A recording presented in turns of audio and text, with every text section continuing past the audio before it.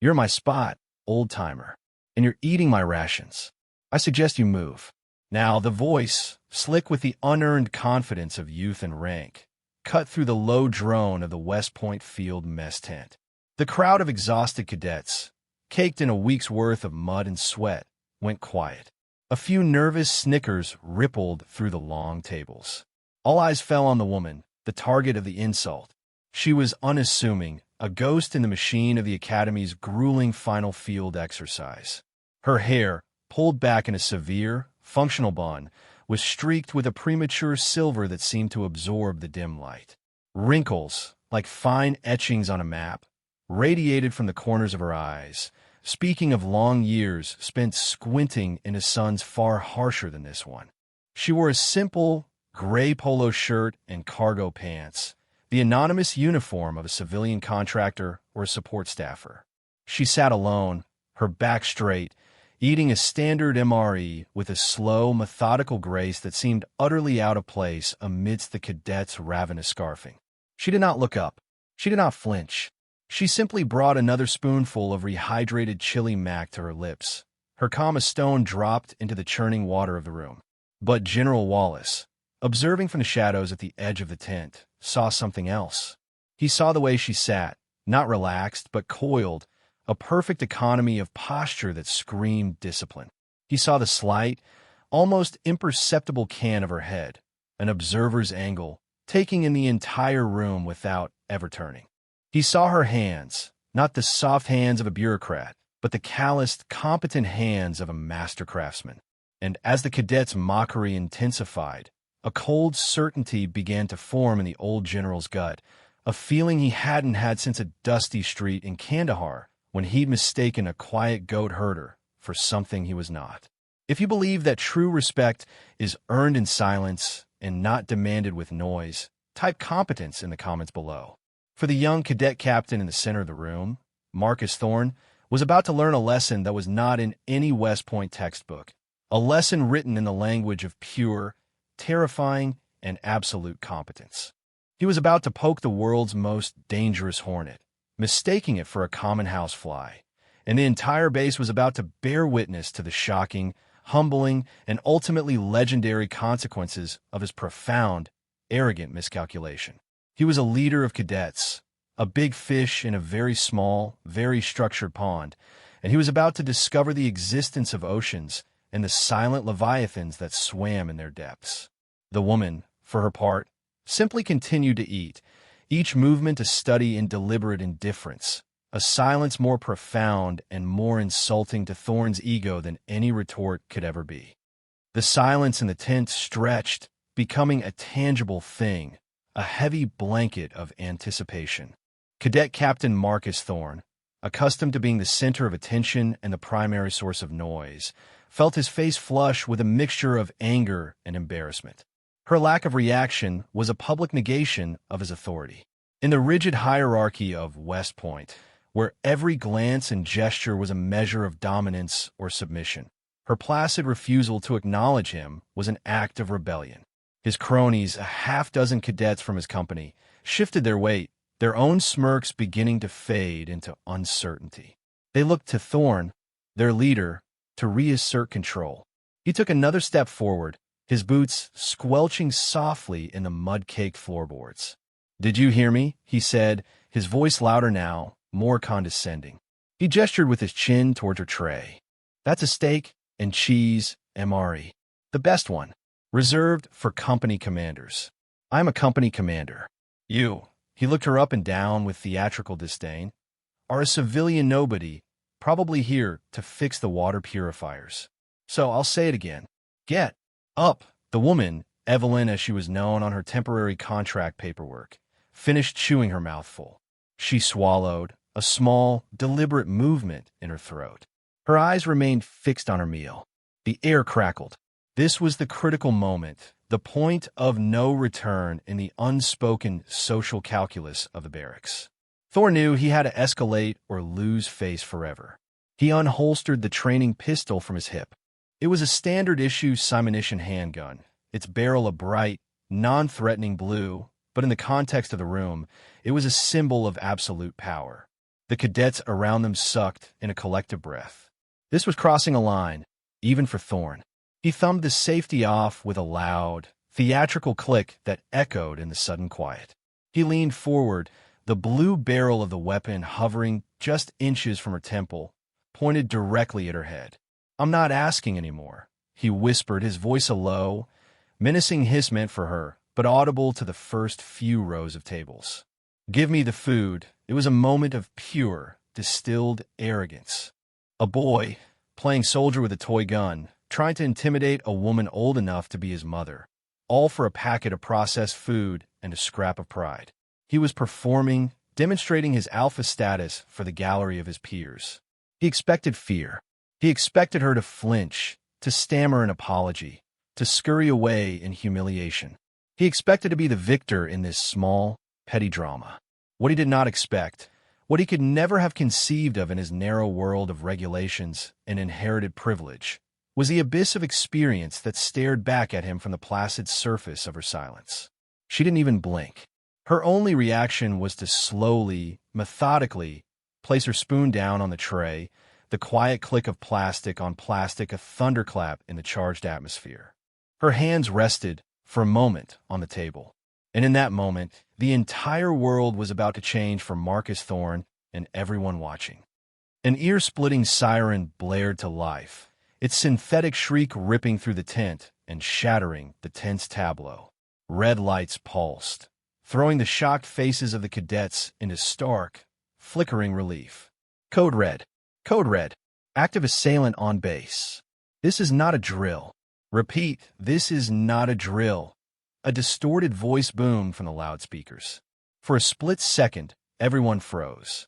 They had been running drills for weeks, but the tone of this voice, the raw panic bleeding through the distortion, was different. It was real. Chaos erupted. Cadets, trained for order, scrambled in a panic, overturning benches, shouting, their discipline vaporizing in the face of genuine fear. Thorn, who a moment ago had been the picture of command, was now just another frightened young man, his training pistol feeling like a useless toy in his hand. He barked orders that no one heard. "Form a perimeter. Spartan company on me." But his voice was swallowed by the bedlam. Through the open flap of the tent, they could see it. Two figures clad in black tactical gear, moving with a predatory grace that was utterly alien to the academy's environment. They weren't cadets playing a role. They were professionals. They moved in short, coordinated bursts, neutralizing the perimeter guards with brutal efficiency, their movements a blur of violence. These were the aggressors for the exercise, instructors from a 75th Ranger Regiment brought in to provide a realistic opposition force. But they weren't following the script. They were supposed to test the outer defenses, not storm the command and control tent. Something was wrong. They were moving too fast, too hard. The first of the black-clad instructors burst into the mess tent. He was a mountain of a man, his face obscured by a helmet and goggles. He raised his rifle, also a simunition weapon, but far more intimidating, and fired a 3-round burst into the ceiling. The popping sounds were like cannon fire in the enclosed space. Cadets screamed and dove for cover. The instructor shouted, "Everyone on the floor, now!" Thorn, caught in the open, raised his own pistol, his hand trembling. He was the commander. He had to do something. He aimed at the center mass of the instructor and pulled the trigger. Click! Nothing. His weapon, he realized with a sickening lurch in his stomach, was empty. He had used his few simunition rounds earlier in the day on a target range and, in his arrogance, had never bothered to reload. The instructor's head snapped towards him, the dark lenses of his goggles fixing on Thorn like a predator spotting its prey. The instructor laughed, a harsh, dismissive sound. "You're first, Captain," he sneered, raising his rifle. It was in this precise moment of frozen terror, with Thorn facing his own public failure and humiliation on a scale he could never have imagined, that the woman moved. She didn't rise from her chair in a rush. It was more like she unfolded. One moment, she was the quiet, unassuming contractor. The next, she was a study in kinetic potential. Her previous stillness was not passivity. It was a state of perfect, patient observation. And now, she had observed enough. The black-clad instructor, his attention locked on the pathetic, disarmed Cadet Captain Thorne, never saw her coming. He registered her movement only as a peripheral blur, a flicker of gray in his vision. It was his last conscious thought. Her right hand, the one that had been resting calmly on the table, shot out. It did not grab for his rifle. It did not push. It moved with the precise, surgical grace of a striking snake. Her fingers, strong and sure, found the exact point on the rifle's retention sling, just below his collarbone. She didn't pull the weapon away. She used his own forward momentum against him, driving the sling carabiner deep into the soft tissue of his neck. At the same time, her left hand came up, not as a fist, but as a rigid blade. The heel of her palm connected with the base of his chin, snapping his head back with a sickening crack of vertebrae. The instructor, a seasoned ranger who had seen combat in 3 different countries, went down like a sack of stones, his rifle clattering to the floor. The entire sequence took less than a second. It was not a brawl. It was an equation. It was physics and anatomy applied with a terrifying, silent competence. Before the first instructor's body had even settled, she was already moving towards the second, who was just entering the tent. He saw his partner fall and raised his own rifle, shouting a curse. He was faster than the first. He got his weapon level, but she was no longer there. She had dropped low, scooping up the fallen instructor's rifle in a single, fluid motion. She didn't shoulder it. She didn't aim. Rising from her crouch, she fired from the hip. Pop, pop, pop. 3 rounds. 3 perfect shots. The first struck the second instructor's rifle, knocking it from his grasp. The second hit the exposed microphone on his helmet, shattering it. The third, a demonstration of impossible precision, hit the tiny, insignificant release buckle on his chin strap, sending his helmet flying off his head.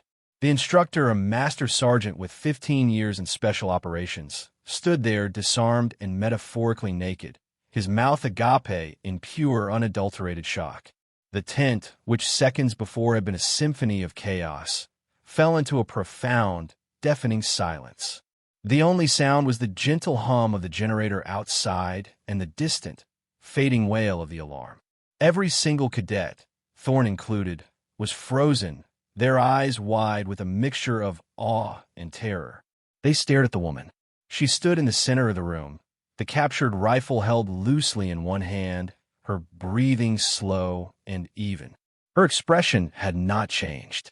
It was the same calm, unreadable mask it had been when Thorne had pointed a gun at her head. She had just dismantled 2 elite ranger instructors in the time it took to draw a breath, and she looked as if she had just finished buttering a piece of toast. The silence was her validation. The shock was her applause. In that moment, she was no longer a civilian contractor. She was a force of nature. Into this cathedral of stunned silence walked General Ivan Wallace. He didn't rush. His steps were measured, authoritative, the sound of his polished boots on the grimy floorboards the only movement in a world that had ground to a halt.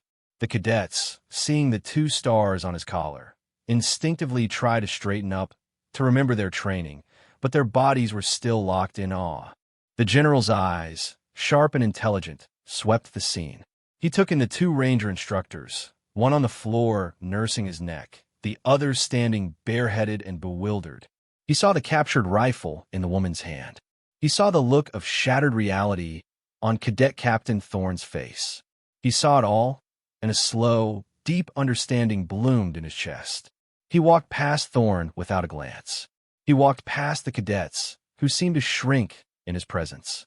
He stopped directly in front of the woman, maintaining a respectful distance of 5 feet.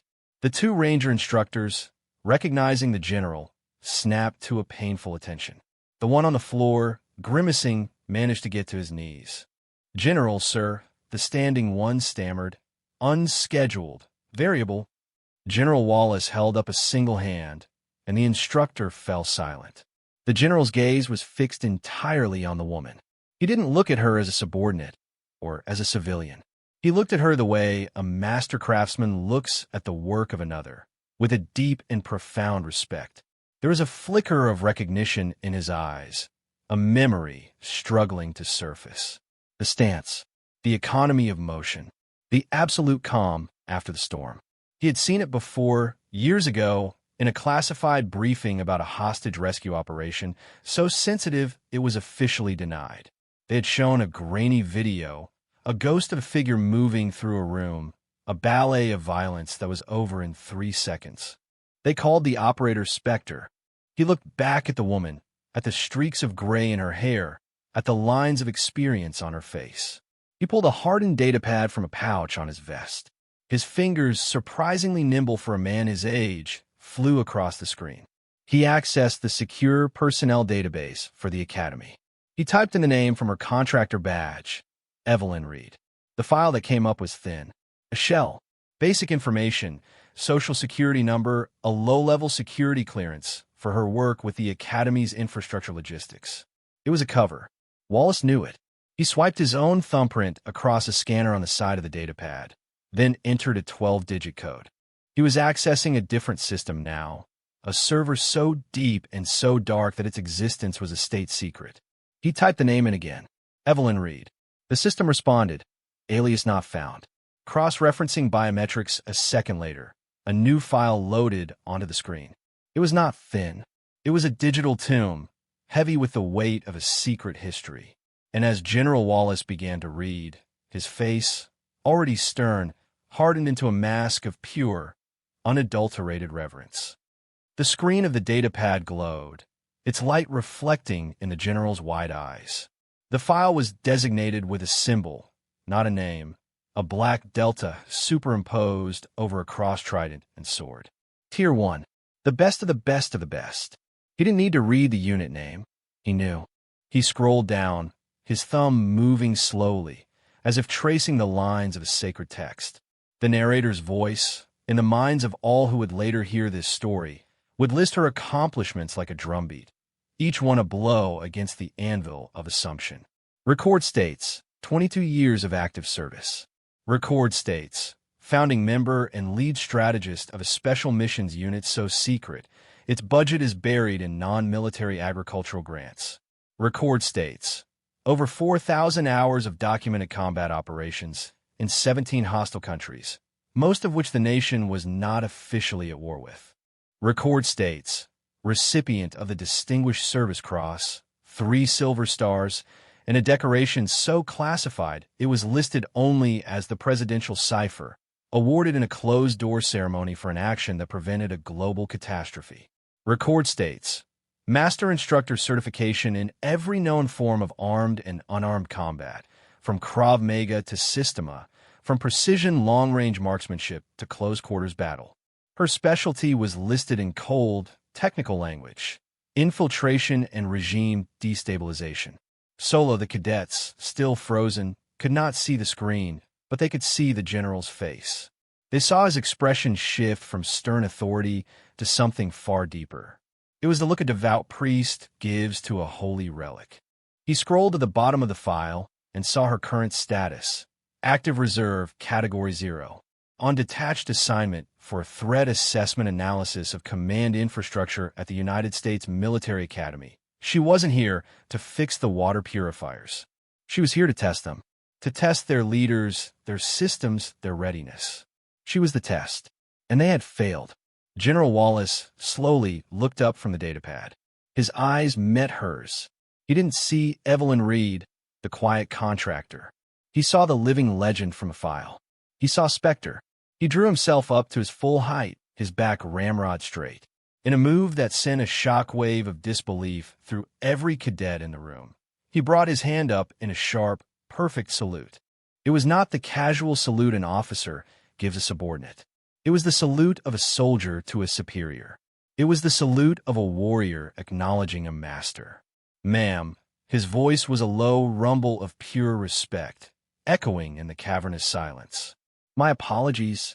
I was not aware you were on site.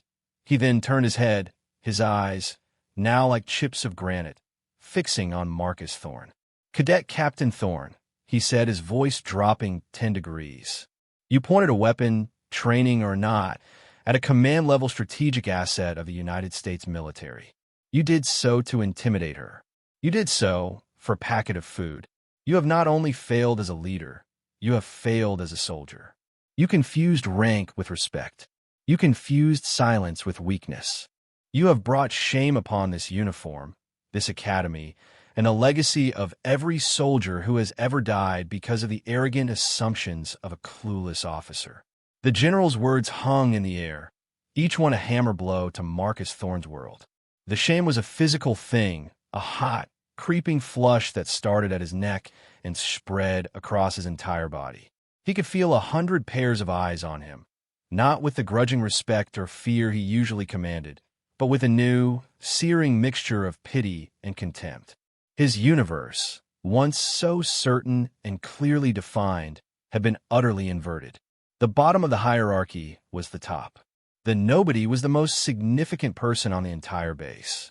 His act of dominance was now exposed for what it was, the pathetic posturing of a child.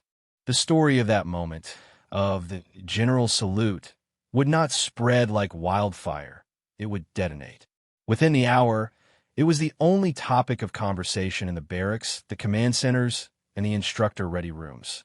The two ranger instructors, after being medically cleared, spoke of her in hushed, reverent tones. It wasn't a fight, the master sergeant explained to his own commander, his voice full of a strange awe. It was like being corrected by gravity.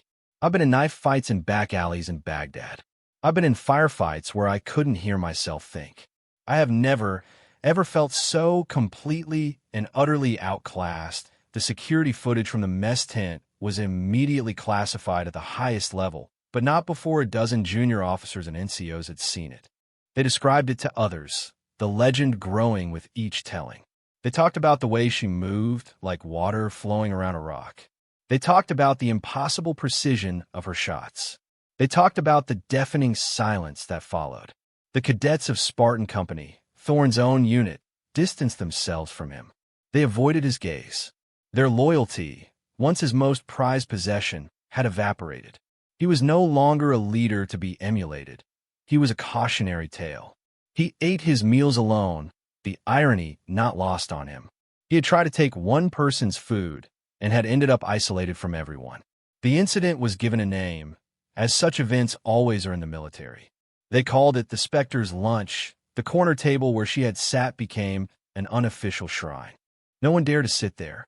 Cadets would walk by and glance at it, a silent reminder of the day's lesson, a lesson in humility, a lesson in the vast, hidden depths of the people around them, a lesson in the profound difference between authority and power.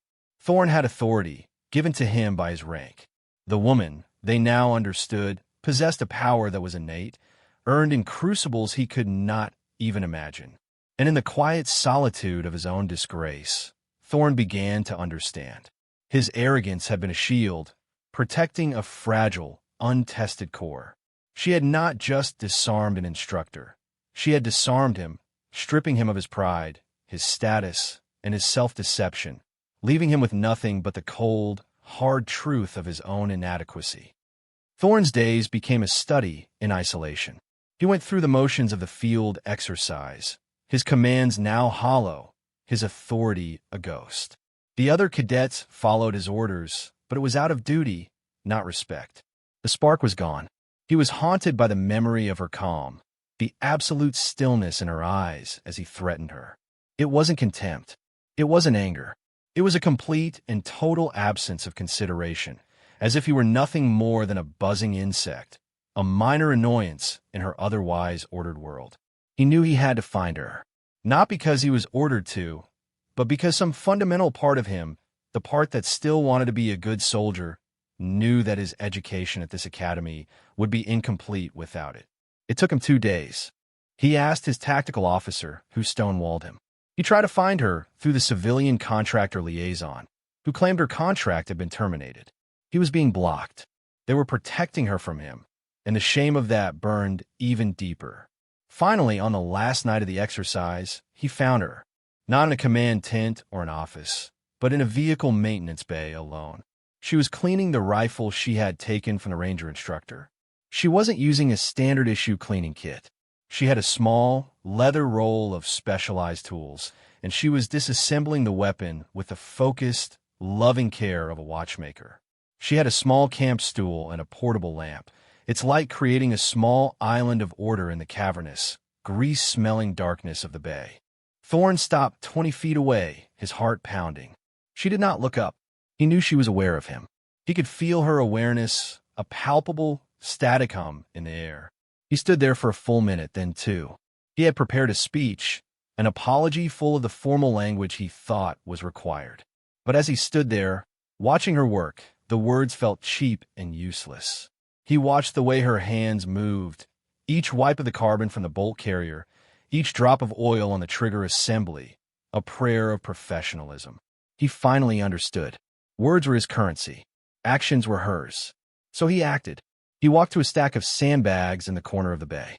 They were heavy, each one 100 pounds of dead weight, and they were in the wrong place, left behind by a careless work crew. Without a word, he began to move them. He heaved the first one onto his shoulder, his muscles screaming in protest after a week of exertion, and carried it to the designated storage wall on the other side of the bay. He went back and got another, and another. He worked in silence, his breath coming in ragged gasps. He was building a wall of repentance, one sandbag at a time.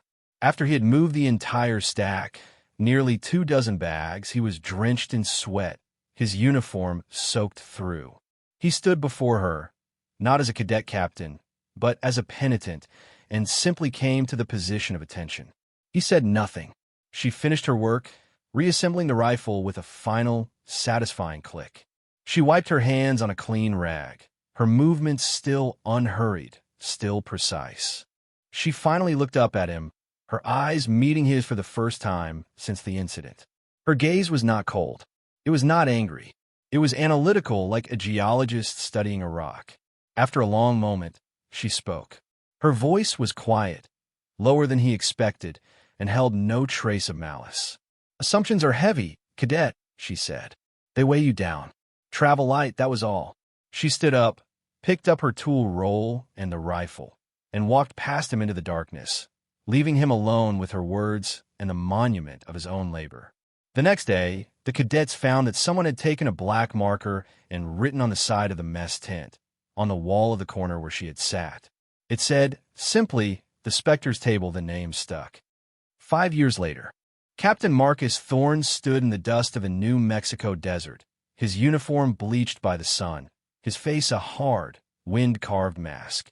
The arrogant, privileged boy was gone, burned away in the crucible of Ranger School, of deployments to places that didn't appear on the news, of leading men in situations where a single assumption could mean a casket flag.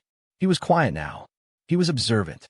He was a good officer, one of the best of his generation, known for his calm under fire and his unnerving ability to see what others missed. He was inspecting a new platoon of lieutenants, fresh from West Point, their faces still soft, their confidence still loud. He saw himself in one of them, a lieutenant named Hayes, sharp, ambitious, and with a tongue a little too quick.